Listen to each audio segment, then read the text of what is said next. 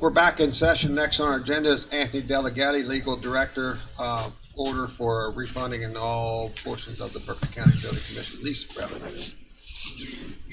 Thank you, Mr. President.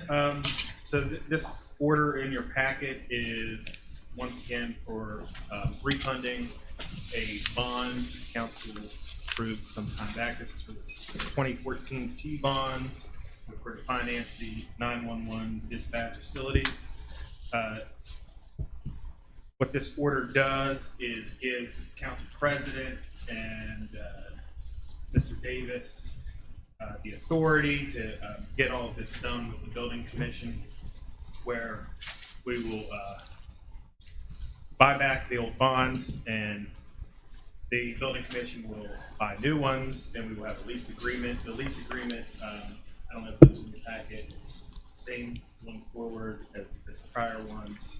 And in doing this, Cruz and Associates estimates that we will save somewhere, depending on when we choose the maturity date to be, somewhere between $188,000 and $225,000 in savings.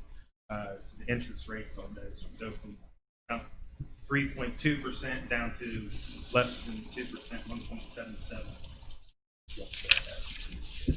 Mr. Davis might want to share some new information that we just got this morning on a proposition that we would like to offer. Oh, okay. We had a conversation for the full council members. We had a conversation with the bond underwriters this morning about shortening. We short the interest rate by a year. Shorten the term by a year. Shorten the term by a year. It does slightly reduce the interest rate, and that's results in savings of a little bit more than $224,198. if we reduce the term so that it has a maturity date of 12/1/2029, the interest rate is 1.44%, and the savings is $356,000. I have the chart. 356 and change. 356 and change. So I just gave the underwriter the authority to shorten the interest rate to 12/1/2029. It'll increase our principal payments slightly, but it's still within the budget. And this order takes care of all that. It gives Mr. President here the authority to make a decision. So we don't have to come back before the council to decide when the actual when this will actually the actual maturity date is. We just need the council to approve this order, and the building commission is meeting again today for another reading of the ordinance, and then we'll get this done, I think, by November 1st. That's correct. So, If we don't, just so you know, if we don't shorten the maturity date, final maturity date of 12/1/34, the preliminary net interest cost is 1.85%. We save $188,187, which is a net present value savings of 7.58%.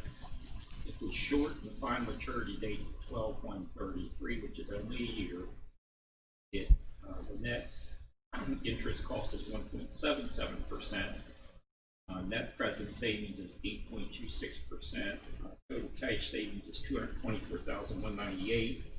If we shorten the final maturity date to 12/1/29, the net interest cost is 1.44%.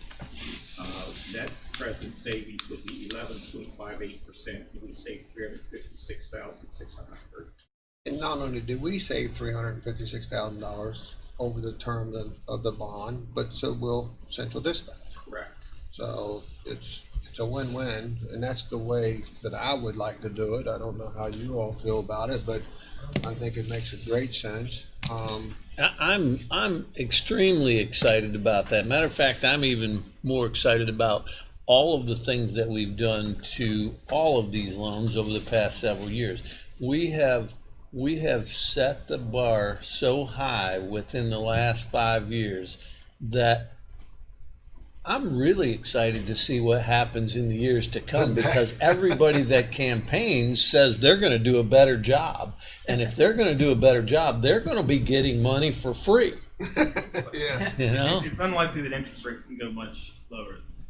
I mean, Yeah. one No, they're point, going to have to get money for free to beat what we've done here. I mean, it's amazing what we've done in the last, and I get part of it is timing, sure. but it's also working and looking at it and finding out when you can refi And being able to raise the question to your bond counsel and say, hey, we think we need to refinance this stuff. What's run the numbers? Bond rating goes a long ways for that. Right. Oh, But yeah. Ms. Monk made an interesting statement at break time was that, our inflation rate on average is 3% a year. Right? So if the inflation rate, and that it's probably more than that right now, but 3% a year over the next 10 years would be 30%, but yeah, we're only paying 1.44% on the money. It's like, it's a no-brainer. So, You need a motion? no, well, I guess I do, but I need a Adopt the motion to adopt, to approve the order. Go ahead, Jim. I move to adopt the order presented by the legal director to refinance at a lesser. Do we need to adopt or approve? Does it matter to you? Should be Need to approve the order. approved. Approve the order. Second. My motion. And that's series 2014, Steve? These are the 911. Yeah, I'm Yes. just reading. All right, so the motion's been made. So my Second, question, any discussion? is this order represent the new, what we're talking about? It will include that So we're going to accept the order modified to, modified. right, okay. Just want to make sure. Modified to what now? Well, The order gives the Right. council president the authority Okay. to, yeah, it doesn't. Modify. It doesn't talk about the terms or the Okay. conditions. All right, so it is correct, the first one. All right, all in favor say aye. Aye. Anyone opposed? The motion carries. Thank you, Mr. Delegaty. Mr. President, I have to excuse myself to attend the funeral this All afternoon. right, let the record show Mr. Whitaker needs to leave for funeral. Next on our agenda is Nicholas Deal, Executive Director, Eastern West Virginia Regional Airport Authority Building Permit Fee Waiver Request. Good morning, sir. Sir, how are you? Great, great. And since I messed up a couple weeks ago, I just want to put on the record that, You probably messed up today, but go ahead and address it. yeah, but it takes, I got a backlog of two Okay. weeks. I right? got you. Well, I just want to put on record that let everyone know that Mr. Deal and the airport authority is doing wonderful work. Thank you. All right, a wonderful work, and it's another one of our Kwanzaa government agencies that are just setting the bar so high. It's unbelievable what's happening at the airport, and I say it. We've talked about Norwood going to Charleston and stuff, but I tell you, Norwood's got some competition when you go to Charleston with Mr. Deal. I can tell you that he's well connected and knows a lot of people, and it's a privilege to go with you, Nick, to Charleston. Well, I certainly appreciate that. And I appreciate what you all do to support the airport and support what we're doing here in Berkeley County. There's no way we could do it without the support of the county council and you all individually. So thank you very much. Well, and that actually started about 3 years ago. Dan got on the board and said, "Hey, we need some bridge money. Do you all? This is what we want to do. Do you all believe in it? And if you do believe in it, we need a little bit of bridge money to get us through." And as many times, Dan's right, and it's working out, and we look for the progress to continue. Well, we've been very busy at the airport, as you all get out there know. And Dan was out yesterday. And we certainly with Dan's leadership, with the leadership of our board, we have been able to do some pretty exciting things. So I would encourage you all to come out whenever you can. We've got construction going on right now. We've got our self-serve pump for aircraft. It came in today. Is that So right? they're setting out right now, and I've got a couple local pilots out watching them, ready to buy some gas. You're gonna have a ribbon cutting. That's right. That's right. Yeah. So we're very excited about what's happening. Yeah, I mean, guys with $100,000 planes and fly all over the place doing absolutely nothing. They want to buy the gas as cheap as they possibly can, but they'll fly a couple 100 miles just to get a sandwich. Right, exactly. Yeah, Exactly right. I've heard that. So, and we'll take all of them. Right. That's Yeah. all good. So we're very excited. And how appropriate. We have the largest fixed base aircraft in the state of West Virginia. Yep. Why would we not, and private pilots, Right. why would we not have a self-service station? Well, and you're exactly right, because there's so many times that pilots are either coming or going before or after RFPO is open. So it makes a lot of sense. Plus, some people just like to get their own gas. Yep. It's just much more convenient. And when our guys are busy, they just get. It'd be an interesting thing to put Nick on the progress report, once every 6 months or something to see how everything's progressing. I'd love to do that. Okay. All right, so you're here for a waiver request with all this Yes. good stuff going on at the airport. You're asking us to waive a fee, That's right. right? We're supposed to fly past it. That's right. Just fly right past that fee. That's what we'd like you to do. All right. That we're doing some renovations on one of our hangars. We've got some tenants that are in another building. We want to start to use that particular building. It's an executive hangar for really what it's made for as an executive hangar. But in order to do that, I got to get current tenants in a different place. And we have a place that I think is going to be a better fit for them long term. And we got to do some renovations to do that. We applied for a building permit, and we're looking at a cost for that permit. Also, we're looking at $200. So we're asking you all to waive those fees if you do all. Yeah, and to me, the airport authority is pretty much the same as the development authority. It's there to create activity in Berkeley County. And there's some agencies out there now that we don't waive fees for, but I feel that the airport authority is one of those ones that's doing the economic, trying to help us out economically and Economic growth in the community. Yeah. Absolutely. Yeah. Mr. President, I move to grant the airport's request for a waiver of the building permit fee for $550? It looks that No, way. it's like Yeah. I think it's like 1,500. That was 1120 first. 1120 plus 295, and it says Eagles 550. 1120 seems like it'd be 1,300. I don't know. I think it's, I don't know if they come out. Yeah, it's hard to read this, Yeah, I don't know. but I think that we could say that we'll waive the fee and be okay. Yeah. All right. But we got to watch dealing with Mr. Deal. We want to say we want to waive the fee for the current project in front of us, because he'll add another project to us, Yeah, sorry, my math was not exactly accurate.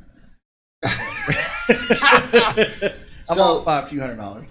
Okay, so it's 1120 plus the 295. Yes, sir. Okay. ooh, I moved to waive the fee. All right. second. Motion's been made and second. Any further discussion? All in favor, say aye. Anyone opposed? The motion carries.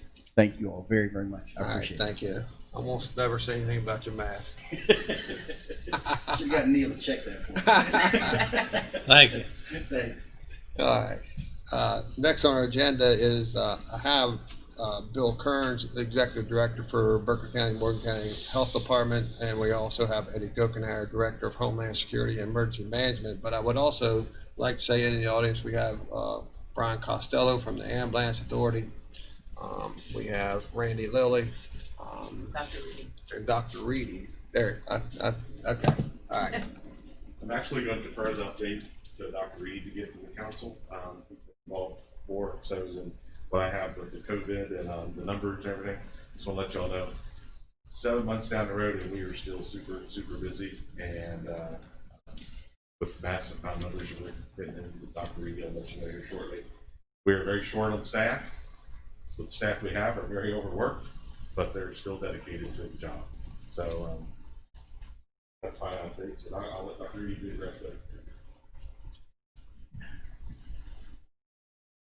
COVID has not going away, of course. We've gotten tired of hearing about it, especially on television. In the last 2 weeks, we've seen a marked increase in cases in Berkeley County.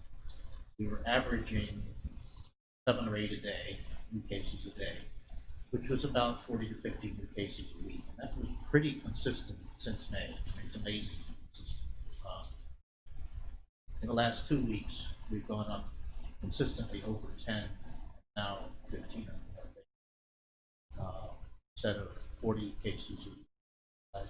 As of yesterday, last week's total, 123 new cases, which puts us in the top end of the gold zone. We will see how many cases are today. What's the difference between the zones, Dr. Reedy? Can you? By the zones, so the zones are calculated based on the number of new cases a day.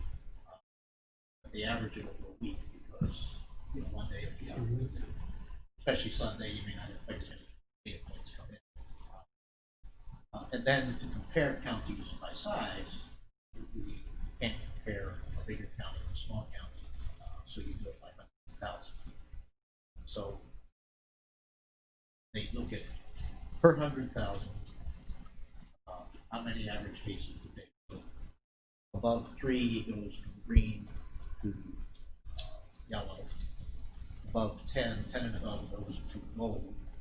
Above 15 goes to orange. And then above 25, with our size, because we're just a little more than 100,000, what would need for us to go to 25 red, which schools close automatically. And that happens the day of the week. So most of these, it's based on the weekly metric calculated on Saturday, using numbers Thursday through Thursday, so they have an extra day to be sure the numbers are accurate.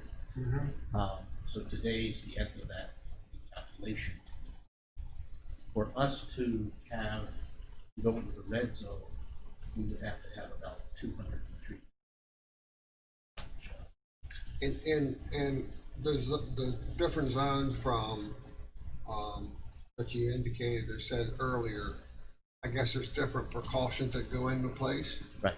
So the big one is if it's above the 25 Per 100,000. school Per 100,000.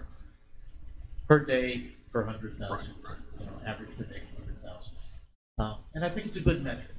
It's a good thing that it's not perfect, but if we're getting to that level, we're getting to 200 cases a week compared to 42 weeks ago. That's a problem, whether the state recognizes it or not. We see it daily because we say, oh, look at all the cases.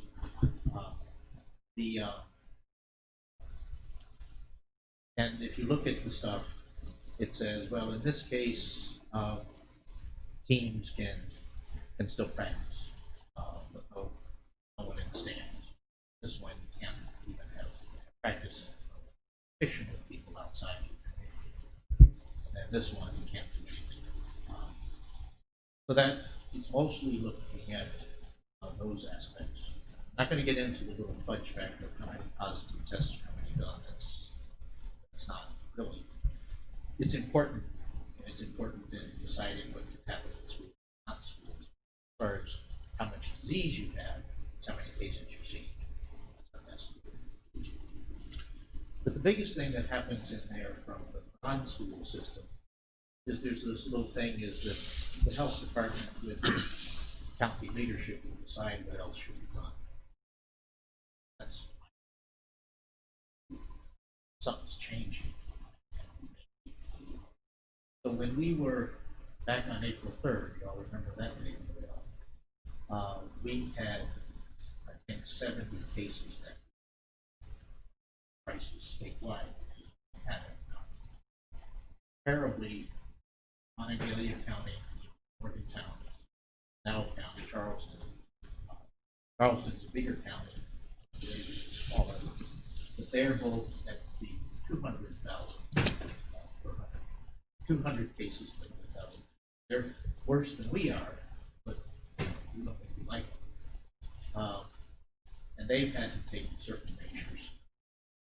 One of the measures we take, the health department already implemented Shenandoah Community Health is helping with this. EMS is going to be able to help with more testing.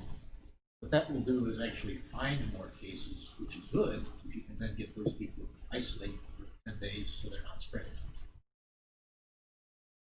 It's pretty tedious, labor intensive work. But figuring out what we can do differently in the community that's other than waiting for the governor to say we're shutting down. You could see in Morgantown now when that didn't happen, it didn't say we're shutting down. Schools stayed open. But the bars closed down. Schools open, shut the bars. Again, the other way. But you know, we have a lot of events that are happening that are not within the governor's orders, but they're not being enforced, and that's a lack of decision. I won't say will; it's a decision that the outcome of the course worked on the news the other day, County Maryland, which isn't really any different. The laws are a little different, but not much. So the counties do different. There was someone who had two big parties, and was supposed to cease and desist, didn't. So they arrested him. I think he got a big fine, jail. And those are options that need to be considered for closing businesses or whatever. The health department doesn't really have that authority to interfere with trade. We have that in all of our actions reviewable. A lot of what we do, we get a call from someone say, I spoke to the governor's office and they said we can do it by this exemption, that exemption.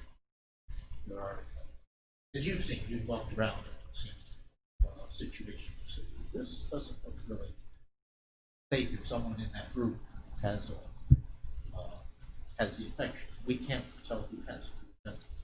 A number of outbreaks occurring now. No huge outbreaks of 50 people like that, but every time we find a case, we find several people. Good, we find several people connected in schools. We're starting to shut classes down. So basically, Dr. Reedy, would it be a fair statement to say that there may be more the cases, positive cases of COVID is growing daily, but the death rate isn't growing in proportion?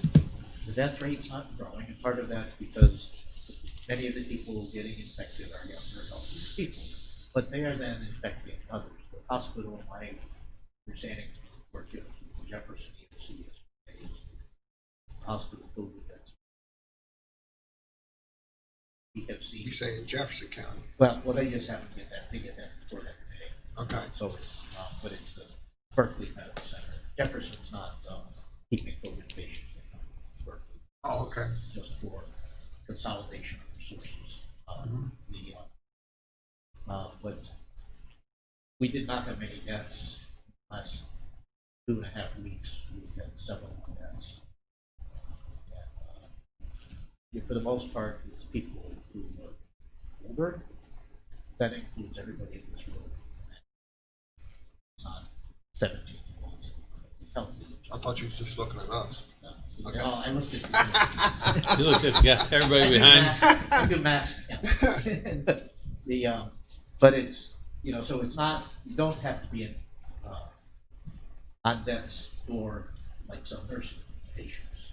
And there are different things you consider and say, well, how devastating is this to society? Even if we have a devastating disease, if we have 1 million or 2 million people die, we've still got 330 million Americans left. But these would be personally devastating things. I guess one of the questions that I have, and I don't mean anything negative about it, but has the death rate of cancer victim and cardiac arrest, heart attack victims actually have gone down during the COVID? I don't know that. As an oncologist, I know that many cancer patients are not being treatments are at the same level as they were, because they are especially vulnerable. I know people who got COVID, who had cancer, and died, or extremely low. So there has been definite modification. There are people who are not getting testing because they're worried, which would reason to be worried, because you have serious medical illnesses, COVID could have a bad outcome. And the outcome is not just that. I heard of a case yesterday, someone leave in June, from for long term. We know after heart attacks or strokes or other things, you could, gunshots, football injuries, you could be disabled enough needs to. So I mean, what you said, what you said, and to me, this is my opinion only. I think I'm more concerned with the death rate climbing or lowering than I am with cases, because we've been dealing with COVID since the mid 60s. This is another strain of COVID, and it's probably never going to go away. So we're always going to have cases of this. At least I don't see anything of it ever going away. But I think if you look at trends, they seem to be less deadly as the strain goes on, and whether that's because we do better practices or because the strain just isn't as strong. But we know that a lot of the deaths that we're getting that are getting registered as COVID have pre-existing conditions. Some of them, like you were saying, may have cancer, may have heart attacks, those type of things, and they're pre-existing conditions. So do we know what a death rate is for people without pre-existing conditions? Because to me, there's a big difference between that and pre-existing conditions. Not that by any means the people with pre-existing conditions are expendable, but there's a big difference in that. And I was talking to an individual that had cancer, and he was in Lowe's the other day. He's been taking chemo for a long time, on and off, and he said, to me, I probably should have been wearing this mask the whole time that I've had chemo treatment, because I could get just about anything and die from it, and my immune system is so much compromised by taking chemotherapy that I could catch anything, and it could be tragic. So those who are physically weaker or older are more likely to die from this. Same with flu. This is more deadly for the person infected. It's estimated that probably about 10% of the population is actually infected. West Virginia, including this county, has among the worst statistics, risk factors. Governor Justice has said we're especially vulnerable. What has happened in West Virginia until the last few months with the increase in especially is that our levels stay low. Some of that has to do with physical isolation from the centers, not so much here. But the majority of our population has yet to be exposed. Percent dying, would be the age group. If you can look on the state website, a lot of interesting data. They put the number of people infected the past week. Let's see, in county, they have a chart that says of the pretty neat speak to the 100. I think it's real easy. It says like each 10-year age group. If you compare that with the percentage of the population of those groups, almost identical. So if you had 13% age group, so it wasn't that there was a disproportionate effect. It was affecting all of the people. The death rates, of course, would be higher than those that are older. With age, we get older, we tend to get. But there are a lot of younger people who many diabetics in the schools, many asthmatics, people with allergies, and they will not so identify themselves. They will participate in everything else, especially if you don't want to be singled out as crippled. No, and I, So those people will Right. not usually take, they do not always take special protective measures, they want to mainstream. So our duty to protect the most vulnerable is, medical standpoint, that's one of our duties, is the prevention is, we'll put them in the ICU, and turn up hundreds of thousands of dollars in 2 days. Business for the hospital is economic, good, but it's so as much as we can continue to fund vaccine, we don't know just when, how effective. We're a whole lot closer. In March, I would have said that's a pipe dream. It's not. We've gone these 6 months or so, and we've had maybe 10% of the population. We have about a little over 1,100 cases documented. It's just a long time ago about there's 10, you're only picking up about 10% of the cases circulating. So 1,100 is about 1% of our population. Having 10 times that would be about 10% of the population. So you got 90% growth. We want to protect that 90%, which is an awful lot of people. well, and my question was more directed on healthy, how many, what the percentage of healthy people that may get in. And the reason, my uncle had it, and he's lived through it, but it's probably inevitably at some point going to be his death, because now he has to have oxygen, and he's probably never going to get off of oxygen because of what it's done to his lungs. But I also know of a younger fellow that had no pre-existing conditions, went through the whole thing, and he seems perfectly normal at this point. And I know of 90-year-olds who went through it like it was just a bad life, or even a bad life, just a Right. virus. So you're not guaranteed to not, Arch, I also would have thought, I get it, that's it. All right. Check, I will. Today. It's not that case. Half of the deaths were 2 months ago, half of the deaths in both states, including West Virginia, were people in nursing. We're doing less than we have not had a nursing home outbreak, at least in Manhattan. Half of the nursing homes are extraordinarily much. Doing a good job finding cases and staff, isolating, increased testing, so not be something that happens here.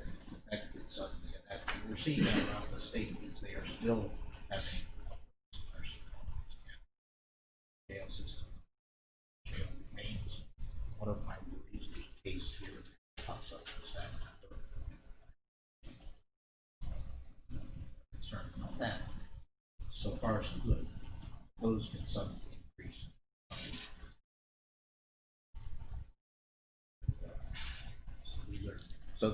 So the decisions as things get worse start to become governance changes. Although I talk to people on the state, and when they talk about closing businesses, they go, that's up to the council. These two considerations, which sorts of things. Health department can enforce some licensure of food establishment, but beyond that, unless it's some egregious, horrible thing,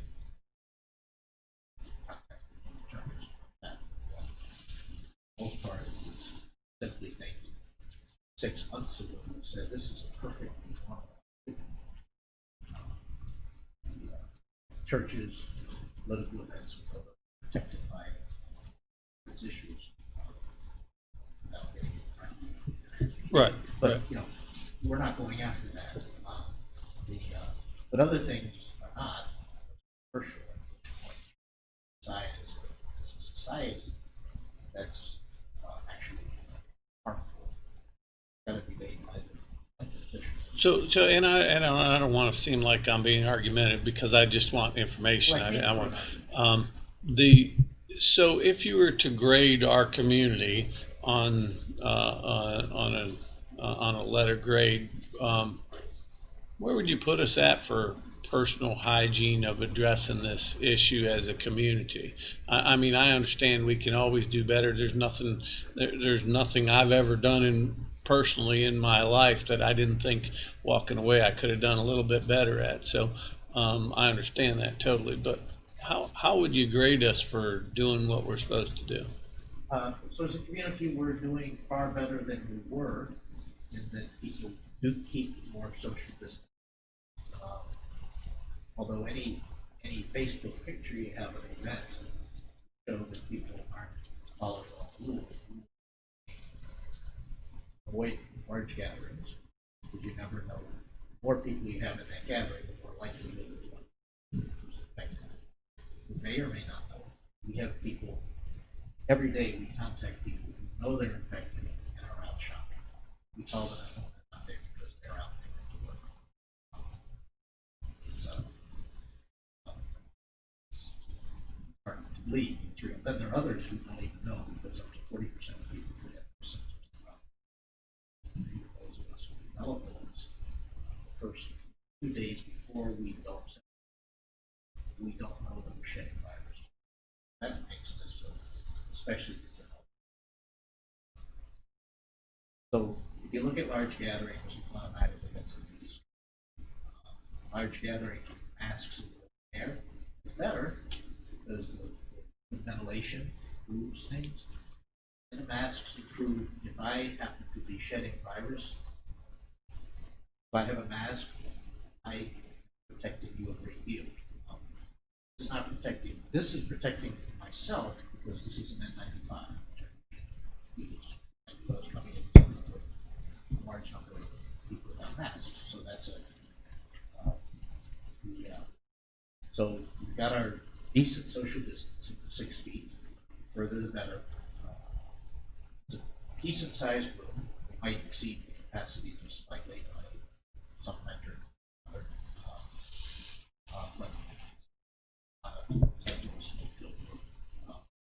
Doesn't have the tremendous ventilation that buildings in the future might need. This is an issue. We got a new heat system in here. Good. It's coming. We need that this year. And then the not wearing masks is another piece. And that each person that has a mask, it's not for yourself, it's for someone else who may be around who's vulnerable, or if they take it home. Family member, that could be a bad child. So, so it's these little pieces. So I think we're doing about average. We're doing average for the US compared to many parts of the world. And I don't have insight to all parts of the world. Right. So you're thinking we're like a C is where we're at. The Oriental countries have done far better as far as keeping their numbers quite small. And that's regardless of their form of government. They have a different culture. It is what it is. This is where I live. This is practice. But we can do a lot of things better. And we're doing better. Most people are getting more accustomed to masks. Finding it just like seatbelt. They can do it. There are some better masks that are coming out that are more comfortable. WVU design for singers and speakers that comes out a little more. It's still just a cloth mask. Out a little more, so it's not questionable. So there are ways to do this that can make it better. Even if the vaccine comes out in 2 months, it's going to be a good while, 8 months till enough people get vaccinated and have protection.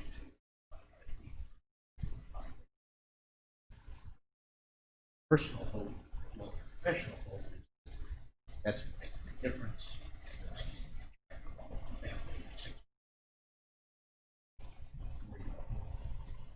They've been worried about that. Right. Any other question for Dr. Reed? The only comment I have is so many times when they're doing the ratio of the number of deaths, and they compare a country, it's a very small country, to our deaths, you have to compare the deaths per million or something of this nature. And I see so many times in the news media, they're blowing it out by saying, oh, this country only has 9,000. And then you look at their population, it might be 30 million people, and ours is 330. So this is one of the issues that I have with the COVID information that's going out. It's not comparing actual numbers. They're just comparing, there's wholesale throwing numbers out. You mean percentages? Yeah, per percentage by capita. population, yes. I think ours is a half a person per million is our actual numbers, because we have 330 million, and there's about 210 that have died. So just as a ballpark, it's about a half a person. Whereas they keep saying, yes, no, it shouldn't, no counter of a death it's all important, and it's very shameful. It's sympathy towards the families, but let's look at the actual numbers, because I think originally, Dr. Reading, did they not come out and say if something wasn't done, that it was going to be a couple million that was going to die way back? And as I said, they threw that out of proportion. So So keeping everything, from their perspective, yeah, with the pandemic plan, influenza turned out not to be influenza, but it's the same basic thing. It follows plan from 2005, which was updated every few years. Berkeley County has a plan. Right. They have different grades of pandemics, so they have different hurricane and tornado forces. But we're down at the lower level. right. We're all at 1,000 deaths. But, the big ones, when you get over to the back 3 million, those are pretty big. You far exceeded the price past, which that means those of us who had a heart attack do not exceed that. We never have. That's a great nation gives the community have exceeded and keeping it low. So it's like it's great. We've done pretty good. We haven't had these big surges. Now we're seeing surge, so I can't be so smug as surge. So you sounds like you're almost saying we were at a B level at one point, now we're down to a C level, that we're not doing as good as. And every day, it's a couple of weeks ago, Jefferson's numbers spiked. And, We don't know what they do. and then they're down. And I don't know why. They've got nothing different. They're not a different community. We're not seeing a spike in the Jefferson cases right now. Winchester, Hagerstown, their numbers are good. But, so I'm kind of giving an early warning that something may be happening here.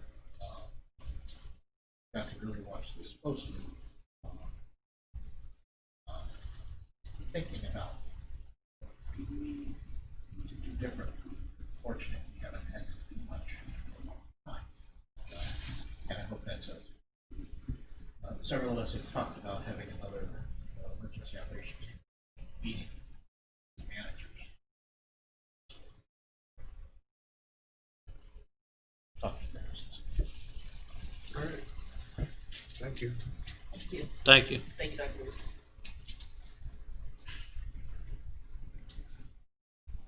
Did Bill have anything else he'd add, or was he? I'm gonna ask him. Still good morning. Good morning, Chief. Yeah. It's, we still continue to support a lot of different agencies in the county with our cleaning material and our PPE that we have available. We personally have been stockpiling some of our stuff just in case our first responders do need additional equipment.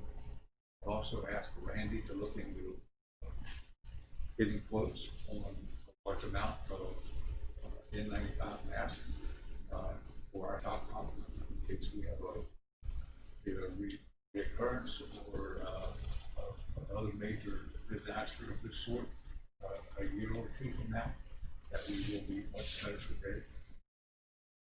We continue to support a lot of different agencies. Yesterday, we participated in a COVID testing site at Harristown, at the Mountain Ridge Middle School.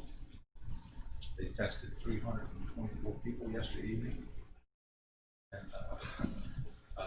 this was contracted out, to another agency, and of course Randy and I just, went to help them get set up and get situated, and ended up leaving there at 8:30 last night. I'm glad we were able to be there to assist them. I think it was critical that we were there. And Mr. Whitaker said he was there and got tested last night too. He was. And, so, after sitting here listening to, to Dr. Reed, and after speaking with him last night, we do need to get back together again as a core group to discuss, any potential decisions that we want to make going forward. Find out what works, what doesn't work, and I think we need to communicate again, as a body, such as we do. So my only thing is, we're not quite out of the woods with this, by a stretch. So don't give up doing what you're doing. You have to live, and we want everybody to live comfortably, but also I would ask people to be take their own health under responsibility, and also be respectful of other people, for their health. So we got to do a little bit better than what we done. I think we got very comfortable. I know that we did at work, we were uncomfortable, and we had to tighten things back up a little bit in one of our stations, actually in all of our stations. So, and we've made a difference already, so it works. That's all I got. All right, anybody have any questions for Chief? No, thank you, Chief. Thank you. All right, Brian, Bill, Randy, y'all have anything to add? All right, thank y'all for the update. Appreciate your time and efforts out there, that's for sure. Thank you. Next on our agenda is Gary Wine, Deputy County Administrator, IT position. Mr. Wine. Good morning.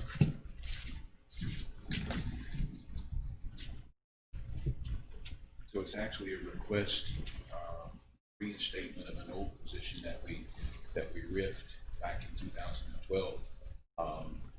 We took over doing all the address assignments and GIS work and replaced an outside contract agency back in 2010. At that same time, we took an employee that was assigned to dispatch and IT.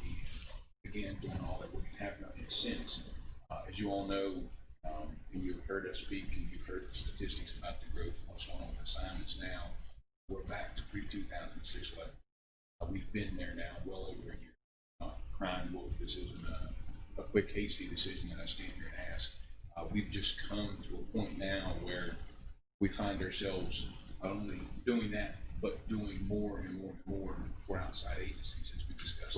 When you say pre-2006 numbers, meaning the volume of work per employee, is that what you mean? The volume of work at that level, the GIS work that we do for addressing and Okay, such. GIS. Yes. I So got what you. was the address? So the address Growth, was about 100 a week construction then, house, and we yeah. up to Yeah, that then? it was absolutely insane for a 2 or 3 year period back then. And we've passed that. It's a different level of work. It was a GIS specialist 1 at that point, and I'm not asking for 1, I'm asking for the salary of a specialist 2. We've grown in what we provide, we've grown in the services we provide. I mentioned in here that just generated on that position alone, we've generated the better part of $150,000 annually. Just that one position. Now, it's supported by the entire team. I'm not telling you that one person has the ability to do that, but we by far exceed and support and create and do over and above what that position is paid. We've done it with a contractual obligation now for well over a year. That's 40 hours a week, 4 weeks a month for the last 14, 15 months. So I can stand here and consciously say to you that there's more work than they'll ever do. I think the work product and the services that we're providing, both in and out of our doors, are well received, and the list of can you do this now, can you do this now, we can't see the end. So if the council so chooses, we would love to put that position, replace the level 1 with the level 2 position, and put it back on the books. That's one. You want me to do the second one? Sure. And then my second request is for a new position, never been, it would be a level 2 specialist. As we discussed last week and we approved the finance package, we have so many projects on our list. We're to the point now where we're having to tell people no, or we're having to say, well, it'll be 6 months or it'll be next year. It's not a happy place for Gary Wine, because I'm the kind of guy that says, yes, we'll do it. When can we start? So it's very difficult for me. We're overwhelmed at this point with work, both already scheduled and what's being asked for us to do. So the statistics say also that by far over and above can keep one more warm body busy 8 hours a day. I keep 7 days a week, but the second request in that memo was for an IT specialist too. That would be new to the team, and we can keep going and growing and doing the things we're doing for the people that we want. So you're asking for 2 positions? And I'm asking for reinstatement of the GIS specialist. I'm asking for a new IT specialist too. You've got some major projects coming up. I mean, you got the auditing situation and all these other things that you're working. It's huge. So the total request to ask to be funded is just call it $130,500. Just on the shoulders of the GIS work we're doing is $150,000. I always round down. That's not the real number. It's more than that. So we're supporting ourselves. We continue to do that. We try hard to do that. And I don't come in here hastily to say, hey, we'd like to have this just because we're a service unit. We're just here to help. And luckily enough, we have opportunity to generate revenue, which others don't. So every time you grow, every time you make a motion up here that is, we're going to do more, we're going to do less around in your departments, remember that directly affects us. And we're always there to support, always there to help. So One of the things, Gary, we always talk about is, your department falls under the county council umbrella, but your department does work for all of the county government plus outside agencies. that's great. So every time or any time that you come up to us and say, hey, I need more help, it's because you're doing more volume. Oh. And it's just not benefiting the county council, it's benefiting all of the county government, the outside agencies, and it's benefiting the community as well. It is. I would hope that you would get great reports from anybody you ask. I don't care if it goes to the senior center or to the public or to the dog park where the doors are electronic and your dogs are safe. That all comes back to our team. And you are absolutely correct. We only ask because we're asked to do more. This isn't because I've got people getting tired, and it's because we've taken more on. A prime example, Dave Report Center, right? You're doing a lot of work there, I'm sure, just like you did at the Ambulance Authority and the fire station in South Berkeley. And the new fire station coming. New fire station coming that is saving the community threefold of what is being allocated. It is, and it keeps the effort unified. Remember, historically, and we saw it with our own buildings. I mean, we had a $30 million project at the Judicial Center. You had a $9 billion project in this building. There was no continuity between the way the design or what the outlets were, cable and so on and so forth. So we've remedied that inside the confines of the local government, but we offer that same continuity out to these agencies. So South Berkeley has a wonderful card access system designed just like ours. They chose to kind of have a little more extravagant that we want it all, but it's fine. But yet Baker Heights wants to do it the polar opposite, where we control it, but we do it by what they say. We work hard to earn, and it's key to note, you mentioned we just don't work for the county council. I'm your employee, and all the people on my team are your employees. But when the circuit clerk calls, or the assessor calls, or the sheriff calls, we work for them directly as an employer. We treat them just like we would treat the president of the council. When Sheriff Keller says, hey, can we do this? We sit down with him, we digest what he wants, and we work on a solution and implementation plan to do it the way he wants it. Not necessarily that's because the way the assessor did it, but that's what works best for him. But the key to all of that is the core infrastructure that the county council has designed, created, and supports that you don't have to reproduce. When I started in 2007, you had computers and servers at the circuit clerk's office, you had them at the tax office, you had them in the sheriff's office, you had them everywhere. Now you have one cluster of servers that's set and they're unified, and we share all the way around. So even though you've watched our team grow, I think if we were to take the numbers and use them in the model that you were pre-2007, Saving money. predict that to today, Oh, it's, it would be astronomical. Saving money and a much better system. And everybody shares. Right. And you have the luxury of how many times have you asked us, can you go get information on this project? Well, we can look at it from a tax record, we can look at it from a parcel record, we can look at it from a deed record, we can look at it from a 911 address record, building footprint record. So bringing on, it might seem like old hat to some people, but in the state of West Virginia, we kind of lag behind. If you go to the east, you're talking about Loudoun County, Alexandria, all those places, they've been doing stuff 20, 25 years. Anything new. And even when you look over there, our model's unique because we have unified all of the constitutional assignments, right? So, you still see segregation. You look, see it through the sheriff's office, no, they would never do this. We've worked really hard to eliminate silos of data inside the organization, bring it all together and protect it. Kind of like the IRS works, right?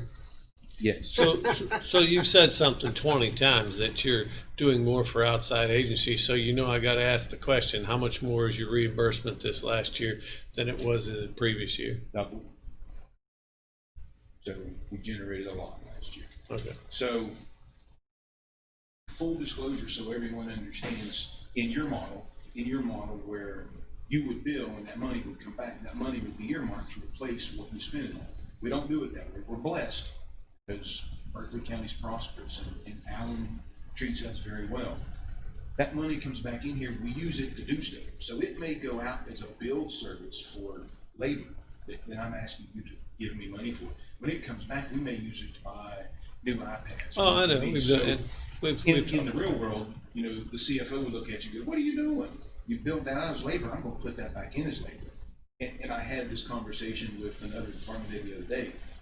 We are truly blessed with that respect by the team up here in Allen that we get that liberty.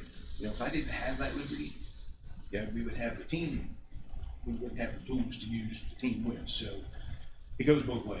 Right. I call it blessed, spoiled, blessed, whatever you want to say. I mean, we have the best of both worlds. And I think one of the bigger projects that we was on recently, I don't mean we because there's not a mouse in your pocket, but the city of Martinsburg probably was blessed to have you on their job project.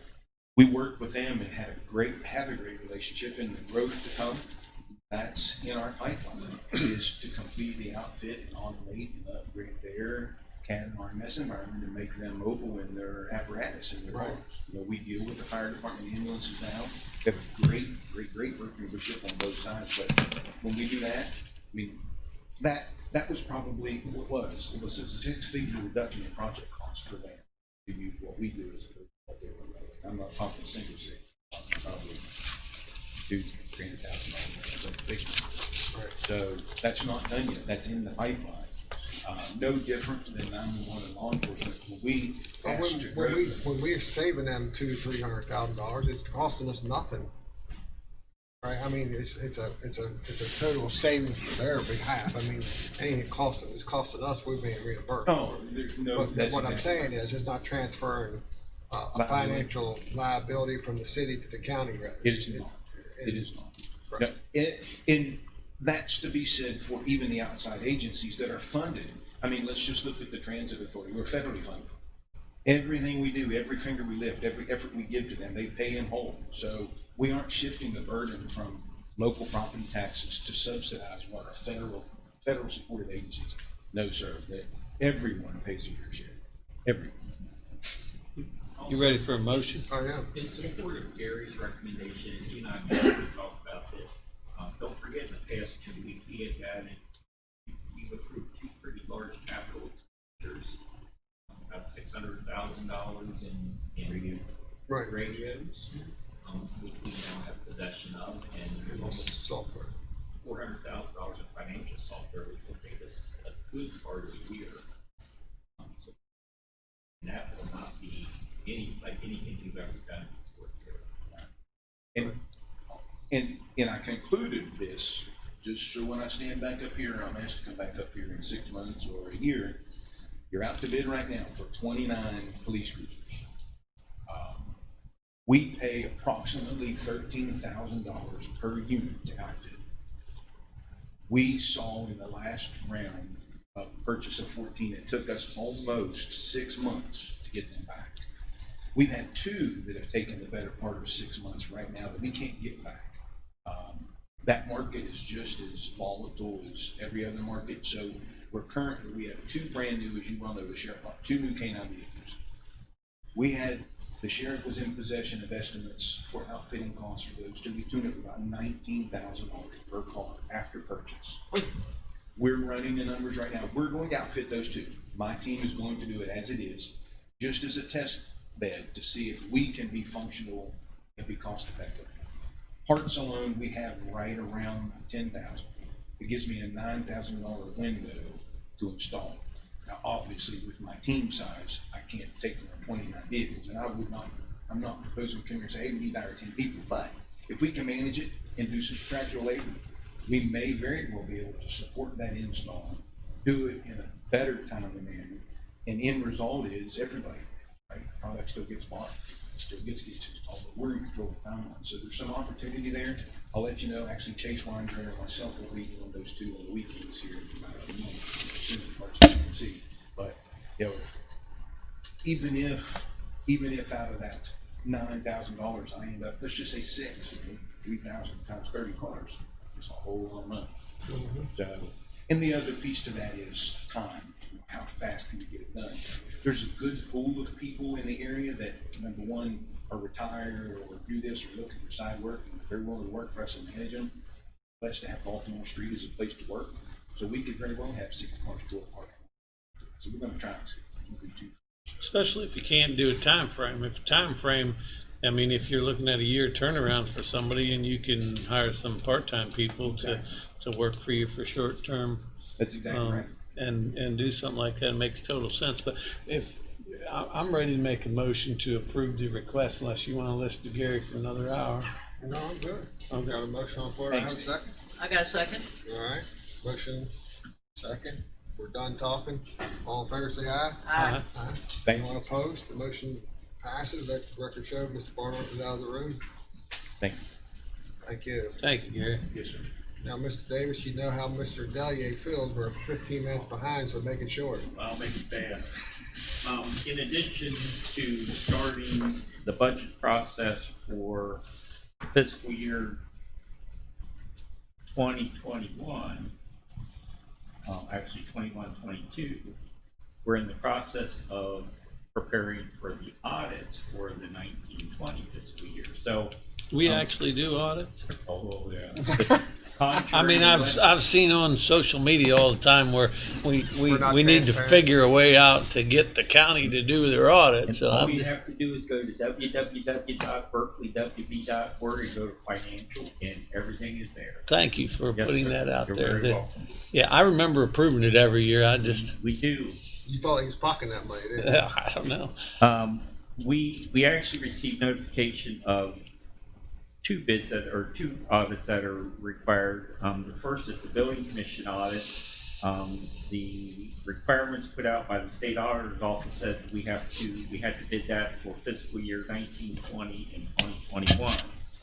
Then for the county council's audit, that bid was for 1920. So we put both audits out for bid. On September 17th, the county council opened bids for the county council fiscal year 1920 audit. The state auditor's office has a process. Actually, they publish, being the state, they publish a manual on the procedures that we need to follow for audits. So there is an approved list of auditing firms. We send it to our audit request to all the auditing firms. We actually sent it to 33 CPA firms. We received correspondence from 14 firms declining to bid. We ended up with 3 bids. BHM CPA Group out of Huntington for $30,000. Perry and Associates out of Marietta, Ohio for $32,450. And Meyer Distal CPAs out of Pittsburgh for $33,445. The state auditor's office requires that the council, that all counties and municipalities form an audit committee. The audit committee then takes, we distribute the audit proposals out to members of the audit committee. And the audit committee then independently, each member of the audit committee independently grades the proposal based on responsiveness to the proposal. There's 3 key areas of that with a maximum of 15 points. Understanding of the audit to be conducted. There are 4 key areas, key indicators within that for a maximum of 24 points. And then technical expertise, and there are 1, 2, 3, 4, 5, 6, 7 key indicators in that for a total of 34 points. So your audit committee went through the bidding process. They then submitted independently the scoring sheets back to me. It's put into a matrix, into a spreadsheet that's provided by the state auditor's office, and it gives us a maximum. BHM CPA Groups had, they actually scored 74 points. Perry and Associates, and this is a collective average, scored 83 points, and Meyer Dustel CPA scored 68 points. So in accordance with the procurement manual for the procedure manual for procuring and conducting audits and reviews, as published by the Office of the State Auditor, we are recommending, the audit committee is recommending that the fiscal year 1920 County Council fiscal audit be awarded to Perry and Associates CPA that scored the highest total points in the bid amount of $32,450. And then once the council approves that, then I have to go to Perry and Associates, have them execute the contract, which we will then send to the state auditor's office. It's not final until the state auditor's office actually approves it. Entertain a motion on the 2019-20 county council audit. Mr. President, I'll make a motion to approve the recommendation for Perry and Associates at the amount of $32,450. Second. Motion's been made, seconded. Any discussion? If the state doesn't approve for whatever reason, does that mean it goes back to start, or it goes to somebody else? It would have to come to one of the 3. But we actually have to submit, they have a checklist of what we have to submit to them. The signed contract, the original audit proposal score sheet summary, which is signed by all members of the audit committee, the original individual audit scoring sheets, which have been signed by individual scoring members of the committee, the bid summary and certifications from all firms that submitted a proposal, a copy of the request for proposal that was sent to all firms, proof that the RFP was emailed to all 33 CPA firms on the approved list, and any correspondence that we received from CPA firms declining to bid. So it's pretty expensive. yeah. All in favor say aye. Aye. Anyone opposed? The motion carries. The next Next recommendation is easy. It's the building commission fiscal year 1920 and 2021 audit. Again, we mailed the RFP out to all 33 approved CPA firms. We only received one proposal, and that was from Tetrick and Bartlett in the amount of $4,000 for 1920 and $4,000 for 2021. And Tetrick and Bartlett has done the building commission audit for at least the past, 5 or 6 years, and they've done a very good job. Entertain a motion. So moved. Second. Motion will include the recommendation. All in favor, say aye. Aye. Okay. Motion is approved. That's all I have. Thank you. Any items from the public? If not, Mr. Barnhart, Mr. President, I move to recess. we are recessed.